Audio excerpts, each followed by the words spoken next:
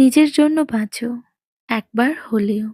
যেদিন তুমি নিজেকে ভালোবাসতে শিখবে, সেদিন থেকেই মানুষ তোমাকে মূল্য দিতে শিখবে। কারণ যে মানুষ নিজের মূল্যই বোঝে না, পৃথিবীও তাকে মূল্য দেয় না। এতদিন তুমি সবার কথা ভেবেছো, সবার মুখে হাসি ফোটাতে গিয়ে নিজের হাসিটাই ভুলে গেছো।